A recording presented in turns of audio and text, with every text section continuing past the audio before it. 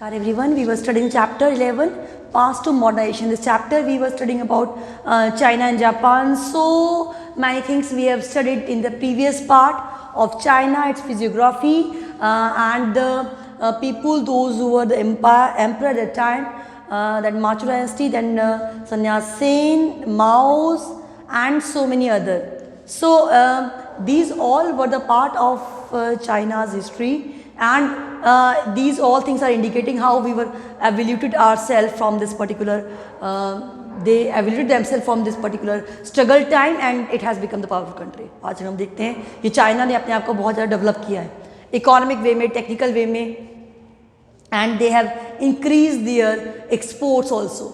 सो क्या शुरू से ऐसा था?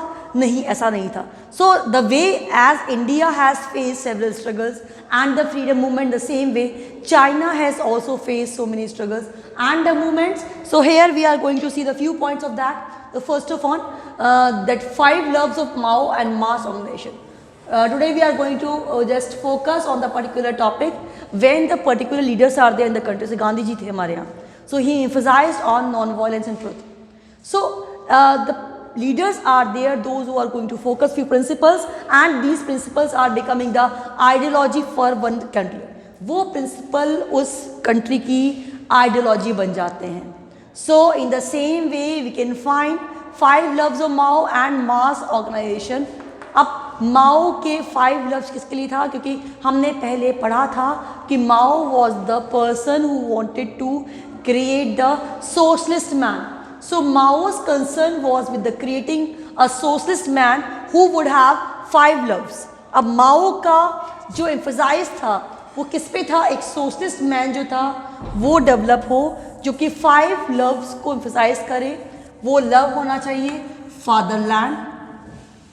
fatherland, the place, native place of him, people लोगों के लिए, labor class के लिए, science के लिए and public property के लिए.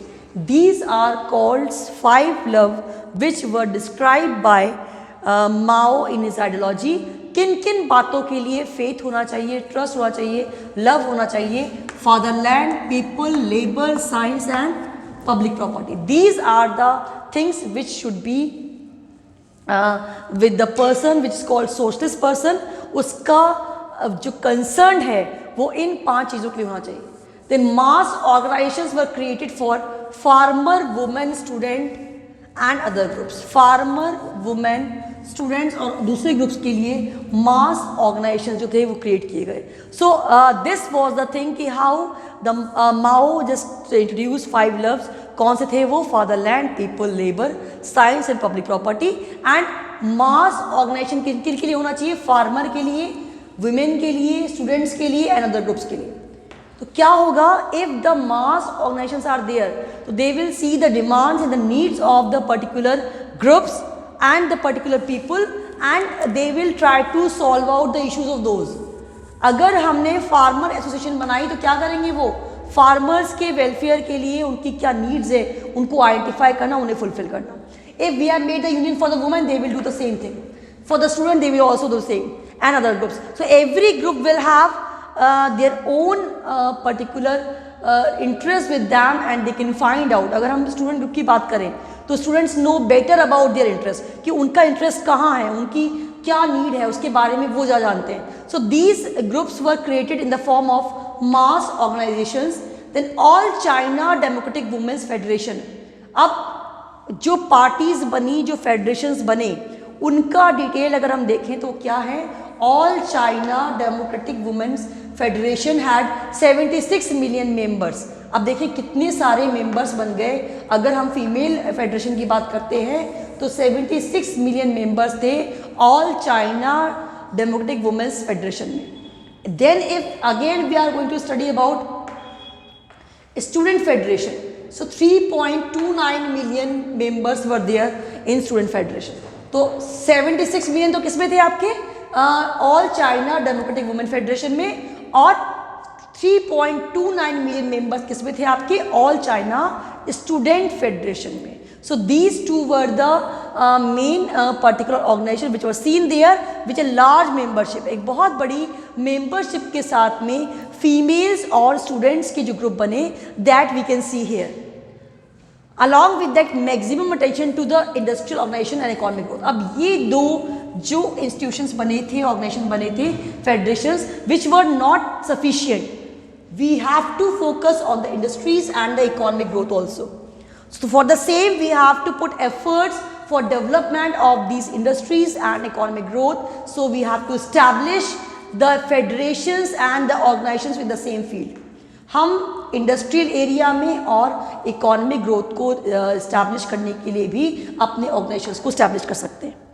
सो this was the thing which need to be done, that's why they were focusing on mass organisation. एक बड़ा ऑर्गेनाइजेशन जिसमें मास को हम इन्वॉल्व करेंगे, और जब लोगों का इन्वॉल्वमेंट होता है तब उस इन्वॉल्वमेंट के through the people will be able to proceed with the things and they know very well कि व्हाट देयर नीड्स आर, उनकी एक्चुअल नीड्स क्या है, और उन नीड्स के अकॉर्डिंग वो वर्क करना स्टार्ट कर देते हैं। Now we can see the main particular two leaders were there, Liao Shaoqi and Deng Xiaoping tried to modify the commune system as it was not working। अब इन्होंने जो other leaders वगैरह जो आए, जो डेवलप हो रहे थे, उन्होंने कम्यून सिस्टम को, कम्युनिस्ट सिस्टम को था जो वर्क ऑन करने की, उसको बूस्ट करने की कोशिश की, which was not working earlier, जो वर्क नहीं कर रहा था। So the steel produced in the backyard furnaces was unusable for industries। अब इंडस्ट्रीज के लिए जो स्टील प्रोड्यूस हो रहा था वो यूजफुल नहीं था। So what they were focusing, they just were focusing on the fields which were need to be developed, and the main focus need to be given on them, and for what we have to see that how they have made the organizations, but they were seeing the need of organization in the economic and the industrial areas। वहाँ पे वो organizations की जो need है उसे समझने की कोशिश कर रहे। तो हमने आज के टॉपिक में क्या रिवाइज किया है? In today's topic we have studied about the Mao's 5 loves. Mao ने कहा था, क्या था कि he wanted to make the socialist man, जिसके अगेंस्ट क्रिटिक्स आए थे और उन्होंने एक रेवोल्यूशन किया था जिसमें रेड गार्ड स्टूडेंट से पार्टिसिपेट किया। सो माओ का कंसर्न था कि socialist man who would have 5 loves, 5 love कौन से होंगे उसके? फादरलैंड के लिए, पीपल के लिए, लेबर के लिए, साइंस के लिए और पब्लिक प्रॉपर्टी के लिए। So these 5 loves should be with the socialist man. In that case only the man will be able to create the society in a developing manner and the country will be united and developed। जब किसी common man का इतना faith, इतना concern होता है country के साथ में, only the country, that country can progress. Mass organisations were created for farmer, women, student and other groups. अब farmer, women, student, other group के लिए जब हम ऑर्गेनाइजेशन स्टैब्लिश कर देंगे तो what will happen? They will just develop their own and interest, and whatever lacunas are there, whatever issues are there, they would be able to solve them also। So these particular organizations were created। All China Democratic Women's Federation had, अब देखिए कौन कौन सी party बनी women federation के, 76 million members हो गए। All China student federation के 3.29 million members हो गए। बट मैक्सिमम अटेंशन जो थी, या मोर अटेंशन जो थी, that should be given on the industrial organisation and the economic growth, क्योंकि इनके डेवलप होने का सीधा कंसर्न चाइना के डेवलपमेंट से था। If the economy is going to be developed, if the industries are going to develop, automatically the country, the nation will be united and developed। The Liang Shaoqi and Deng Xiaoping trying to modify the commune system जो work नहीं कर रहा था, और steel production जो था जो कि इंडस्ट्रीज के लिए फ्रूटफुल नहीं था। नाउ व्हाट दे इंडिकेटेड कि now they need to focus on the industries, they need to focus on the economic growth. So here it was the thing which was the main part of the Mao thinking. उनके 5 love की बात करी हमने, मास organisation की बात करी। अब if someone ask you कि why mass organisation were set up, तो mass organisations are going to involve each and everyone. अगर हम एक स्टूडेंट ग्रुप की बात करते हैं और कहते हैं हम एक स्टूडेंट फेडरेशन बना रहे हैं, तो every student will be the part of that, they will take interest in that. If we say that we are going to make this union for the females, all females will be there. So this is like that that if we are going to create the group for the particular people, they all will be the part of that, वो सभी इसके part बन जाएंगे. So in such a way many organizations will be framed and mass organizations will be fruitful for the countries integration and the unity, and they will be able to solve out the issues of the mass in the different categories. सारे mass के जो भी issue होंगे उनको solve करना उनके लिए बहुत easy हो जाएगा. So this was the topic of the day. So you have to read the topic from the book. You will find the details in the book also about the China and the more. And after that you have to just study the notes, whatever notes I have sent you earlier. आप एक बार notes अगर पढ़ते हैं तो that will give you the rapid glimpse revision of the chapter. So that is going to be beneficial for you. And the more thing what we need to focus, that we have to just see the sample papers just to find the various questions, what sort of questions, variety of questions are to be made. वो कौन से question बनने वाले हैं वो सब आप एक बार फाइंड आउट कर लें. सो whenever we will have the live class, we will discuss about the questions of the chapter also.